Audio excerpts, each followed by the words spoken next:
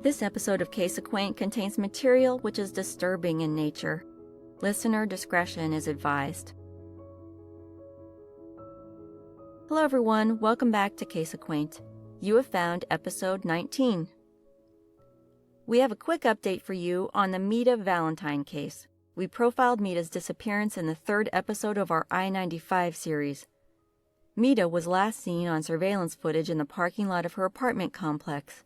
In the footage, someone pursues her, and once she leaves the frame, she's never seen again. Her mother spoke to her on the phone that night, and Meta was speaking cryptically. But unfortunately, her mother never got any answers as to what the issue was, because she never spoke to her daughter again.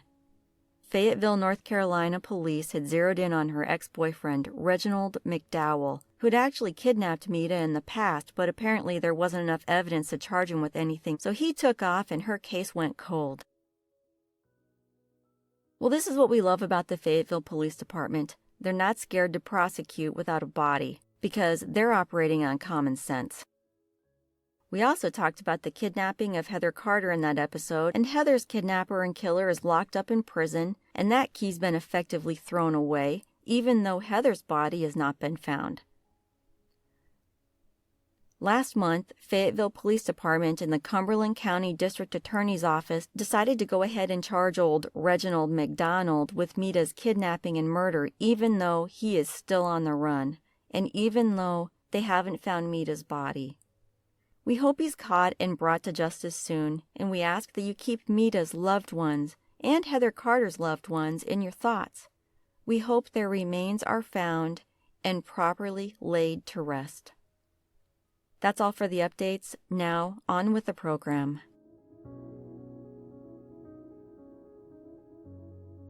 This is the story of the murder of Wendy Madden. This story takes place in Rhode Island. It begins near the eastern border of Central Falls, and it ends at the western border of a city called Pawtucket. The two cities are divided by the Blackstone River. Pawtucket is home to about 70,000 people, a number that's remained fairly constant for the last several decades. It's situated conveniently close to Providence, Rhode Island, and fairly close to New Bedford, Massachusetts. This city also hosts the Hasbro Toy Company's headquarters. Another notable characteristic of Pawtucket, which we find of particular interest here on this podcast, of course, is that I-95 makes an appearance in Pawtucket. It runs right up through the western end of it. Wendy, our subject for this week, had only recently moved to the Central Falls, Pawtucket area from a town called Woonsocket, about 30 minutes up the road, and she'd reportedly grown up moving around a lot and had sort of a rough childhood. Wendy lived with her mom, who was divorced from her dad, and she was the youngest of 3 siblings. She had a boyfriend and a job. But her life wasn't easy, just like any 23-year-old in her position trying to figure out what direction to take. Wendy was hanging out with an older crowd of people, and many times these more experienced friends can create pressure on a young person to try new things they may not have tried if their influencers were their own age. We tend to become comfortable with that to which we've been repeatedly exposed. On the night of March 11th, 1991, Wendy, who had just turned 23 the week prior, told her mom she was going to walk to the store to buy a pack of cigarettes. It was late, about 11 p.m., and it was a frigid night, hovering at freezing temperatures or less. With the waning moon and poor lighting, you may not have seen Wendy as she walked down the street, shivering under a short black leather jacket, blue jeans, and a pair of leather boots. Maybe only if she was walking beneath a rare streetlight. But there she was, headed to a place called the Store 24, which would have been about a 2-minute walk east of her home and then a slight turn south to reach the store. Wendy was observed at about 11:15 p.m. near her home. She was at the corner of Railroad Street and Cross Street. We don't know if this sighting happened while she was on her way to or from the store, because there isn't anything telling us the direction in which she was headed. But this location is about halfway between the Store 24 and home. After the 11:15 p.m. sighting, Wendy disappeared.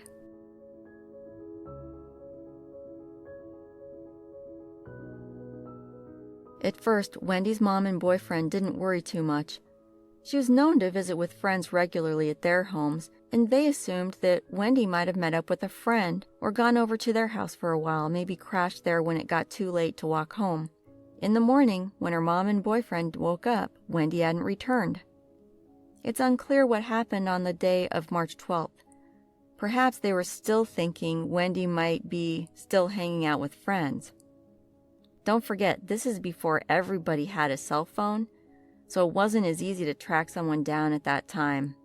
Usually if you're wondering where someone was, you had to go get to a phone and start calling places. Hopefully you had the phone number in a little book or something. Or you'd have to go to the places you thought they would be and ask if they'd seen that person. If you didn't have a car or a telephone at home, you'd have to get a little more creative. They looked for Wendy as best they could, but mostly they just hoped she would show up.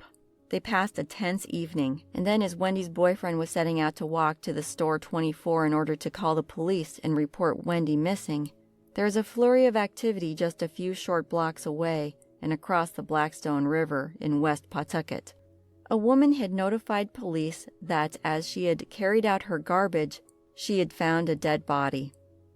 The body belonged to Wendy Madden.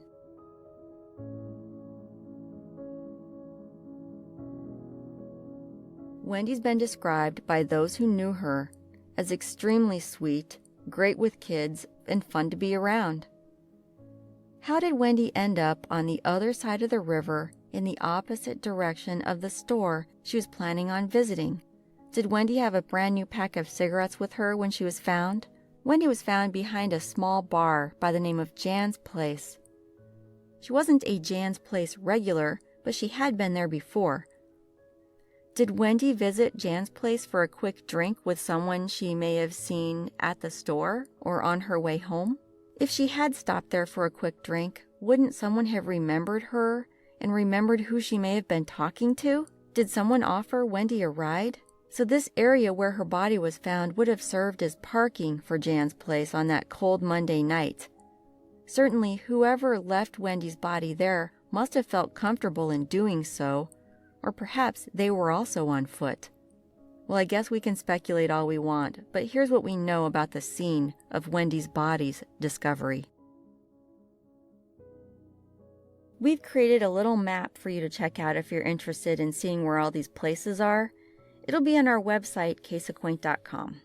Now, the back of that property abutted another property which had a lot of debris and what looks like some junked cars being stored. It had a fair amount of trees and brush as well.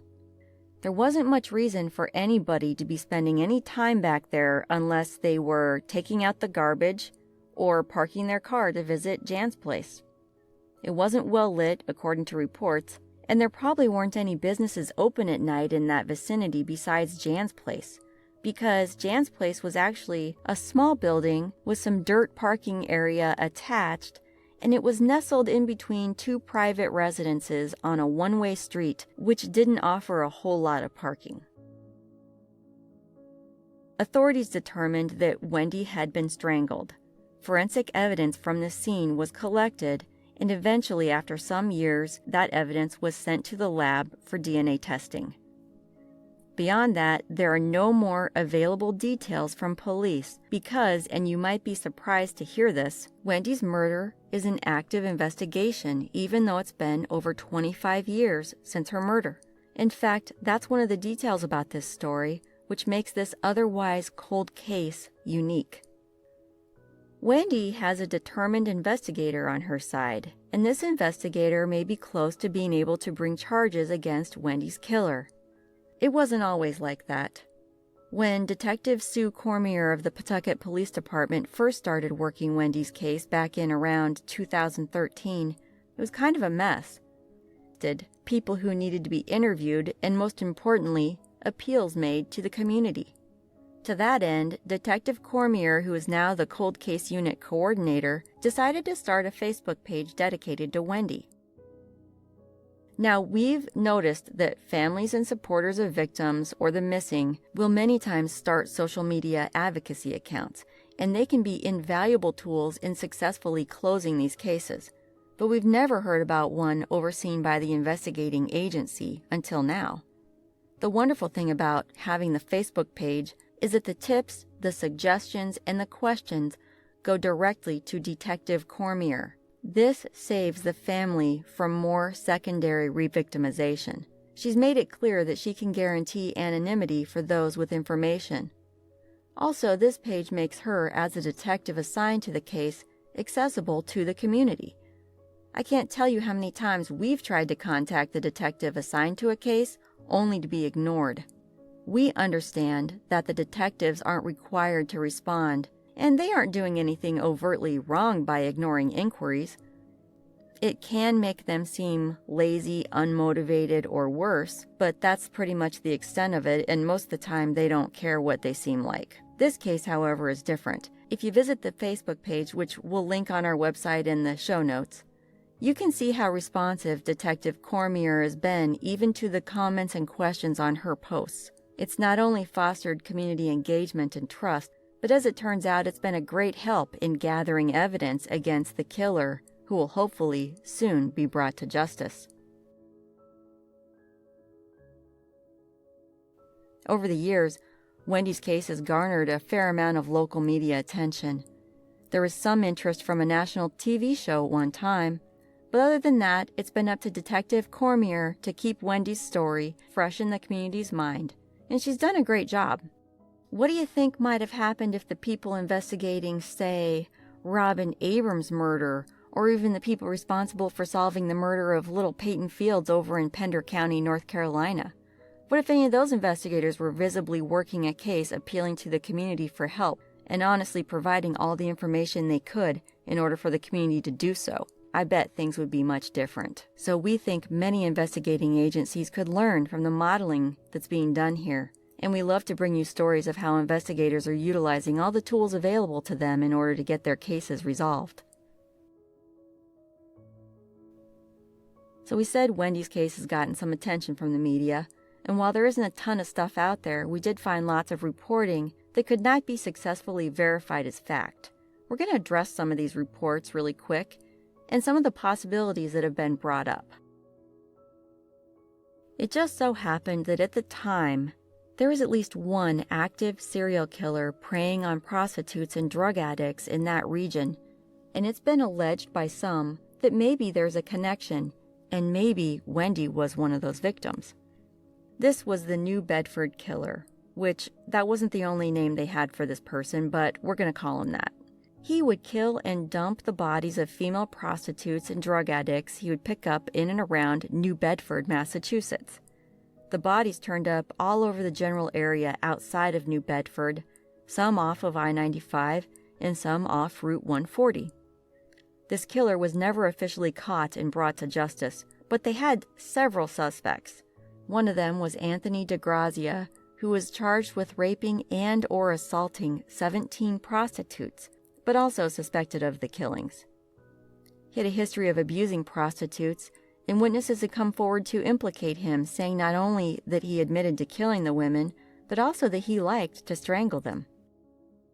Some fool judge let him out on bail, and in late July of 1991, before he could be tried, he committed suicide. There was another suspect for those outstanding murders, and his name was Kenneth Pont. He was an attorney with ties to some of the murdered prostitutes, and it was reported that he enjoyed watching porn in which women were strangled. Plus, his other connection was his cocaine habit. Now, many people had also acquired cocaine habits back then, but apparently he used cocaine with a lot of these prostitutes. But Pont had been cleared of the highway murders by the time Wendy was murdered. There's one more guy, his name was Neal Anderson, and he was also a suspect in the killings. He was convicted of rape in 1994, and he was suspected of more rapes of prostitutes, but they couldn't successfully pin any murders on him. He was eventually released from prison to continue his criminal career before getting caught robbing some banks. Now, to be clear, even though there are some serial killings going on in the region at the time, police nowadays do not believe Wendy was one of the New Bedford murder victims. Wendy wasn't dumped along the highway, although it was very close to I-95. Also, she wasn't picked up in New Bedford. There's another pair of murders of women in Woonsocket, Wendy didn't live in Woonsocket, but she had lived there. Those murders were of 32-year-old Diane Goulet and 18-year-old Christine Miller. They were both victims of strangling, and these murders happened around the same general time that Wendy's murder happened, and we could only find case information on Diane, whose murder was committed by two men, and one of those men, Mark Dumas, actually went to the police station to confess on his own, and he implicated the other guy, Mike Jellison. That was only for Diane's murder, not for Christine's, and not for Wendy's. So it doesn't seem like these murders are linked to each other or to Wendy. Could Wendy's murder have been a random attack? Well, Pawtucket isn't a huge city, but it is right off 95, and that entire area is densely populated. It could have been a random attack, but to entertain that possibility, we need more information, so right now it's going to have to be a lingering question. There's also been speculation as to what Wendy herself was doing that night. Was she only going to get some cigarettes? Wendy was a vibrant and beautiful 23-year-old who nobody can deny was not born with a silver spoon. She also had been hanging out with a bunch of older people, and as we all know, our older friends can become influencers of our behavior. Was Wendy being influenced in some way by these older friends? Were they involved in things Wendy was not prepared to successfully navigate herself through? There have been reports, which you can easily find online, that Wendy had started to engage in prostitution in order to support a drug habit. That's what's been claimed. Was there someone involving Wendy in that type of activity, or was she just trying this all out by herself? When I was 23 years old, if I would have decided to become a prostitute, I think I would have needed someone to help me with that. I don't think I'd know how to do it by myself. The police have said there is no record of Wendy ever being charged with possession, nor was she ever picked up for prostitution.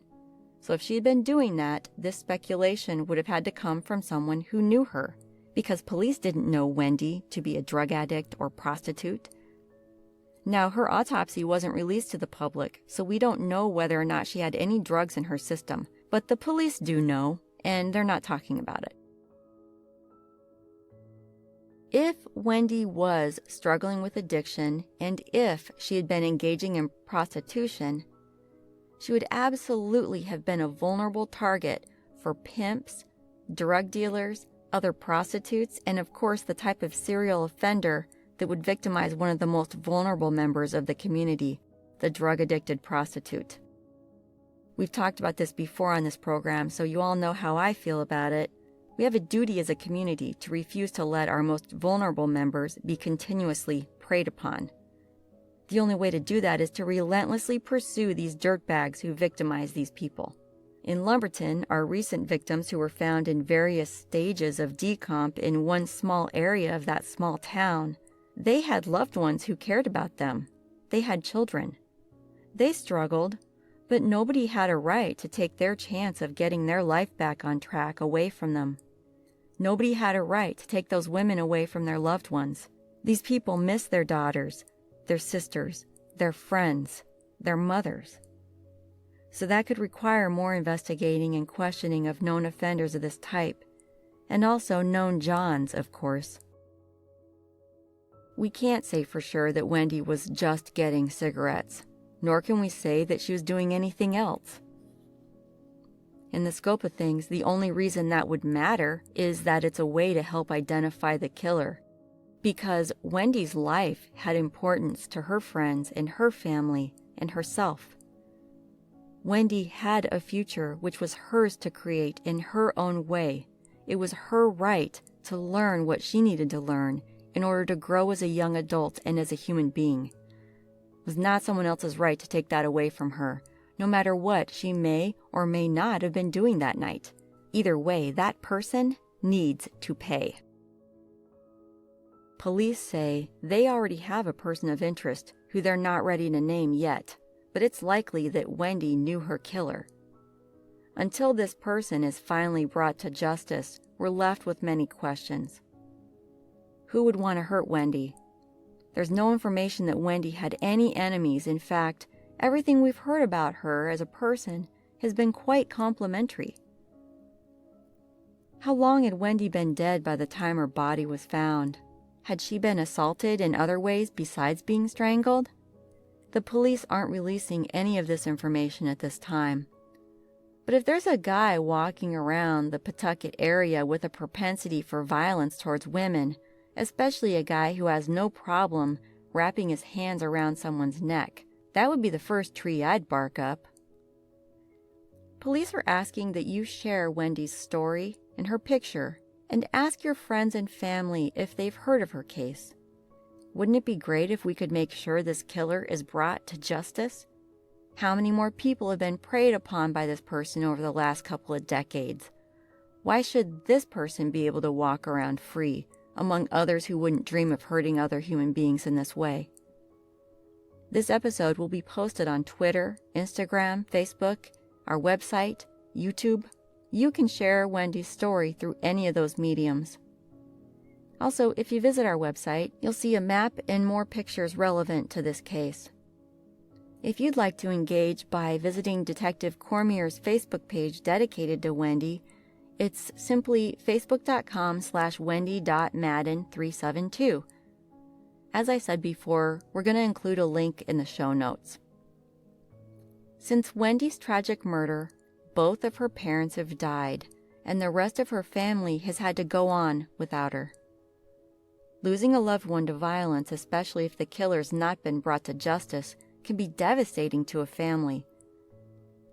We wish them peace, and we extend our hope that Wendy's killer is charged, convicted, and punished very soon. If you or someone you know has any information or can provide any assistance to the Pawtucket Police Department, don't hesitate to contact them at 401-727-9100, extension 756. Don't forget, you can remain anonymous. We're going to be sure to update you as soon as her killer decides to make it easy on himself and fess up, or when he's brought in. Finally, we'd like to thank Detective Cormier and her cold case unit at the Pawtucket Police Department for using all of the techniques at their disposal for finding this killer, and for generously communicating with us about Wendy's case. This brings us to the conclusion of our story about Wendy Madden. Thank you for listening. We'll talk again soon.